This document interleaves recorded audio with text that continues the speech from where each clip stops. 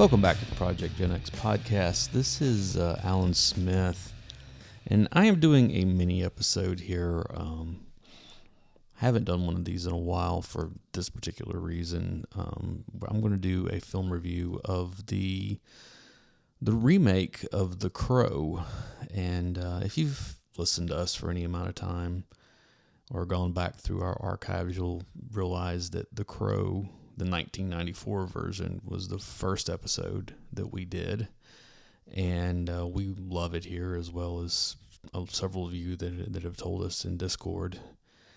And I really, from the first time I saw a trailer for this movie, I was not looking forward to it, but I thought, I'll go see it. And I will say this, I'm not going to get into big spoilers in this because there really aren't any.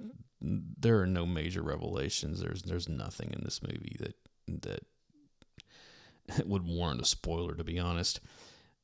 But there might be some light spoilers. I don't know, but I'm not going to go point by point on this. I'm just going to kind of give a rundown of what I thought of it. I love the original Crow from '94. The funny thing with this is that back in May, they did a 30th anniversary showing of that original movie, and I bought tickets, went to the theater with a friend, and before the movie started, they ran the trailer for this reboot, or not a reboot, this remake.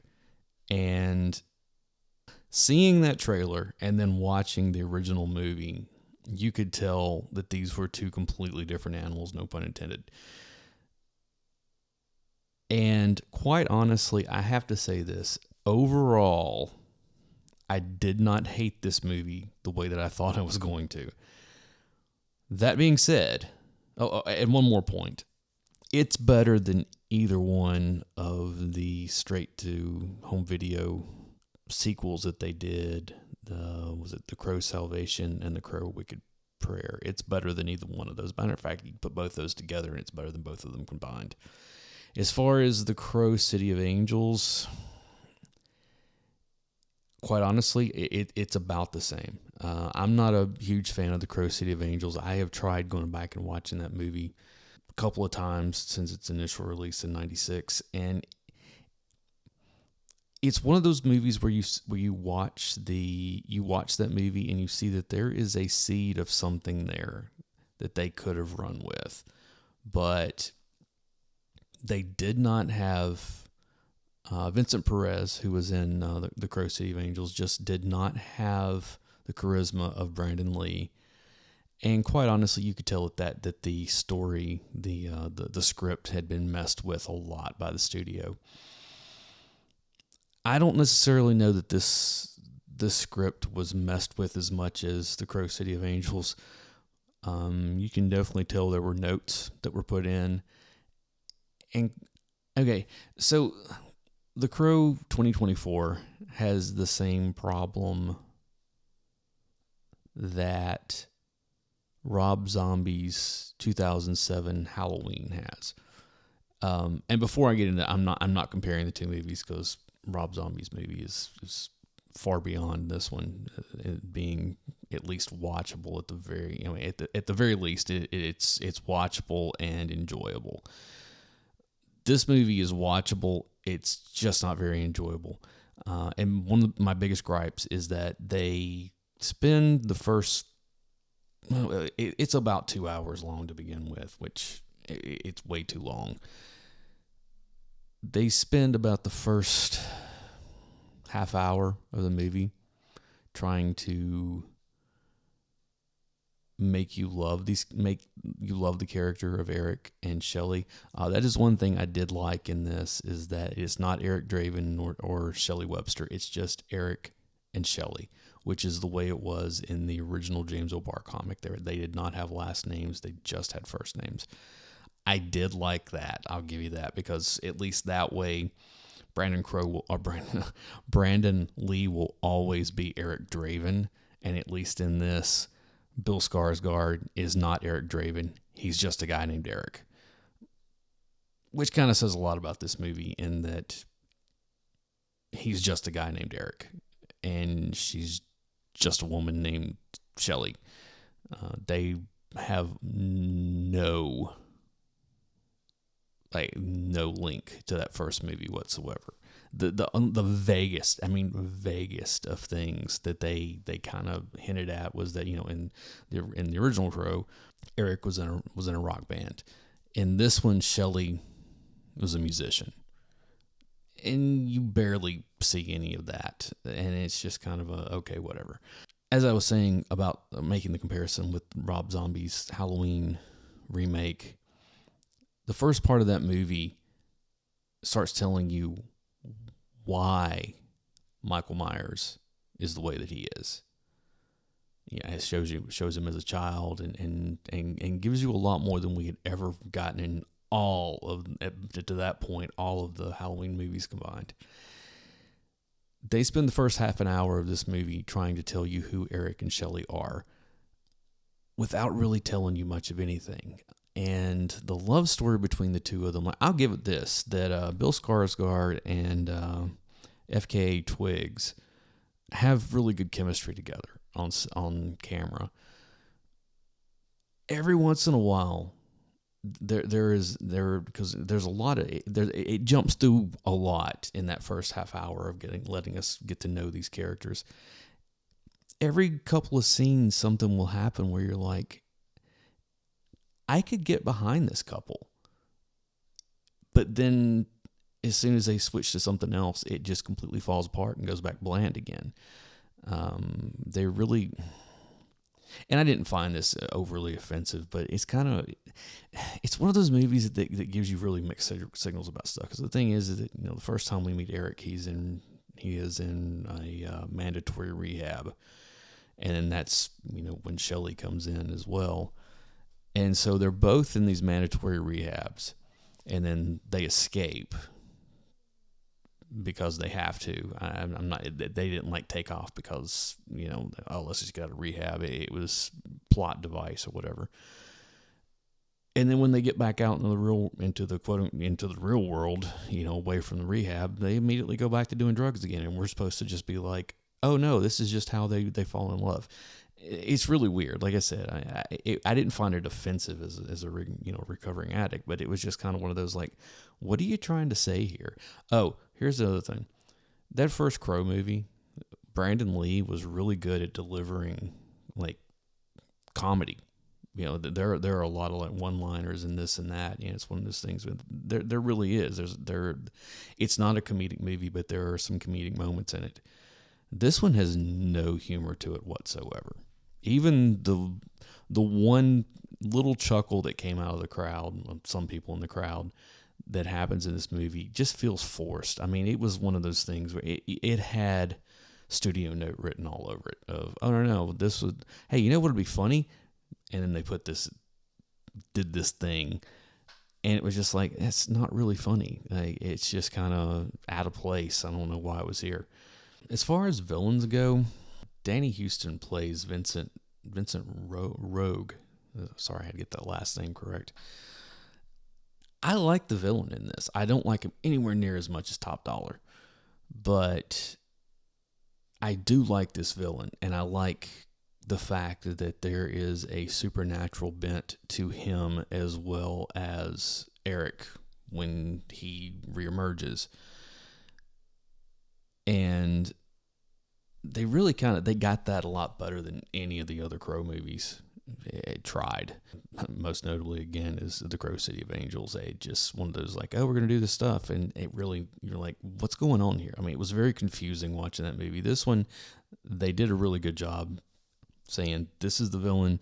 This is what he does. This is why he does it. And this is why he's after Eric and Shelley. And I thought it was pretty good. I will say this, in now 5 Crow movies, none of them have really captured the despair that is in James O'Barr's original comic book. Now, that would be kind of hard to do considering that Obar wrote that after his fiance was killed by a drunk driver. And it was his way of dealing with all of it. And so there is a lot of sadness and loss and despair that are on those pages that would really be hard to put onto the screen. But I think they should at least try. I honestly, like I said, they did a really good job with that first movie. It is its own thing. And it's the closest that we've gotten to anything as an adaptation of Obar's original art. But I don't know, this one, there's not any despair in this movie at all. There's none. They're really, it's even the rehab, there's no despair there. Like they really, while they're inside the rehab, they try to make you feel sorry for Eric. But there's no reason to whatsoever. They just show you a couple of scenes and they're like, oh yeah, he's having a hard time. That's it. I mean, it falls flat. And don't get me wrong, I like Bill Skarsgård. I thought he was a pretty good Pennywise. This movie would have probably been a lot better if it did not have the Crow attached to it. If it had been called something else completely different, I don't know what you would call it, but just call it something else. Don't try to make it the Crow.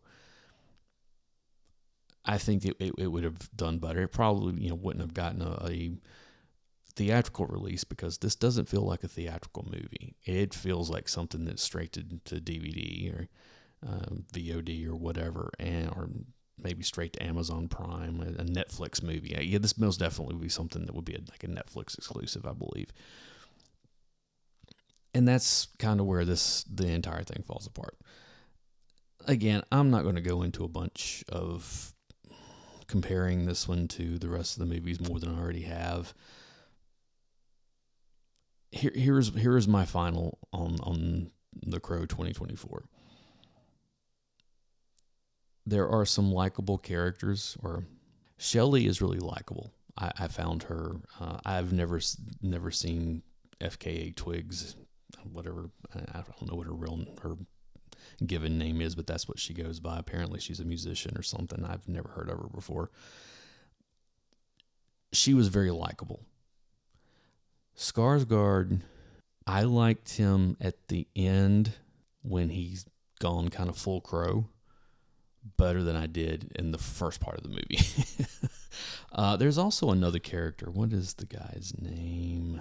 They do this odd Wickham. It's played by David Bowles. Once they are both, spoiler if you don't know anything about The Crow, once they're both killed and Eric wakes up in this kind of, he kind of works, he wakes up kind of in purgatory. And this character of Wickham is the person who's kind of his guide. I'll be honest, the actual crow, like the bird itself, plays almost no role in this movie whatsoever. It gets a lot more like lip service than it does actual screen time. I mean, legitimately. But I kind of like the idea of the purgatory of Wickham telling him, like, hey, as long as your love is pure, you can go back and avenge this wrong. Which, of course, foreshadowing to something that happens later, and it gets way too convoluted. The best thing about this movie, I'll tell you this right now, there is a sequence towards the end of the movie in an opera house that I was pretty impressed with, and it's pretty gory on top of it all, and I kind of liked it. I really enjoyed about that 10 minutes of the movie out of all 2 hours of it. I was like, yeah, that was pretty interesting. But yeah, overall, it's if you're curious about it, wait for it to hit VOD or once it hits one of the streaming services. Don't go to the movies and see it. It's not very good. This is definitely not The Crow that we deserve by any stretch of the imagination. But it's the one that we got, and I'm sure some people are going to go see it. I don't see it doing very well at the theater. People like myself who are hardcore, love that 94 movie, are not going to like this. I've seen far worse movies than this one I have far worse movies than this. But it's still one of those things where if you're going to go to the movies, go see it at a matinee.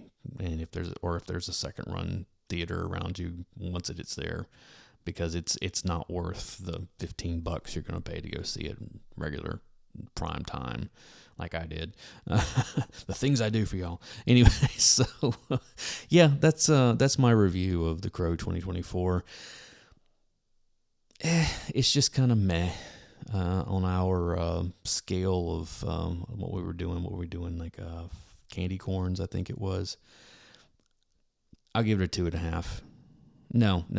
That's I'll give it a 2. I'll give it 2 stars. Yeah, 2 out of 5. Yeah, it's a maybe a D+ if you want to look at it on a grading scale. It just it's not a failing effort, but it's not good. But it's barely passing. So I'm gonna get out of here before I ramble some more. But yeah, guys, thank you so much for if you made it this far for actually listening to this review. And we will be back with there's going to be a couple more of these in the near future, because there's a couple of movies coming out that I know that Dave and I are both interested in, and so maybe we can go see them and do a review of those together. So yeah, that was The Crow 2024. Not even close to a must see. So I'm going to go out with some music from... Oh, yeah, that's the other thing. Oh, man, the music in this is terrible. The opera was actually pretty good. I like some of the stuff there. I'm sorry, I know I said I was getting out of here, but I will say this about the music. That was one of the things almost immediately. I was like, The Crow had such a killer soundtrack. The Crow City of Angels had a great soundtrack as well. This is not... There was nothing in there that I was like, oh yeah, I'm gonna be humming that the rest of the night, or I'm gonna go look that up on Spotify or whatever. But the opera stuff was pretty cool. Some of the there's a lot that revolves around classical music in general, classical piano and stuff like that. I enjoyed all that stuff, but the songs that were in this, there's nothing I could tell you anything about whatsoever. It just did not, and that was the other thing, man. When the movie was over and the credits started rolling, I thought I was finished with this review, but apparently I'm not, because I just remembered something else. Once the credits started rolling, in the Crow 94, we get that great Jill Siberry song of her version of "Can't Rain All the Time." It's beautiful, it just kind of carries that melancholy right straight on out through the credits.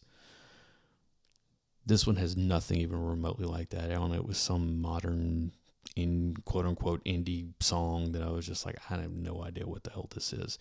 I will say this. There is one thing about this movie I hate, and it's the ending. I absolutely hate the ending of this movie, because it's just wrong. That's all I have to say about it. It is just a wrong ending, especially compared to not only the movie, the original movie, but also the comic book. The ending of this movie is just wrong. And that's all I'm going to say about it. That's my one big grievance that I have with this movie, is the ending. And if you do not stick the ending in a movie, you've pretty much ruined the entire thing. You know what? Now that I thought of, now that going through all this and I remember how bad that ending is, I'm only giving it 1.5 stars. Okay. Because yeah, I mean, this is like a D-. Okay. That ending just sucked. I will say that. And, yeah, so I'm really getting out here this time. Go check out our socials. Happen to wander into the theater to see the movie, go to our Discord and let us know what you think about it. So yeah, for the Project Gen X podcast, I'm Alan Smith, and I'm going to leave you with a good song from an excellent movie. So I will see you next time, guys. Thank you. There's a lot of innocent people being crucified.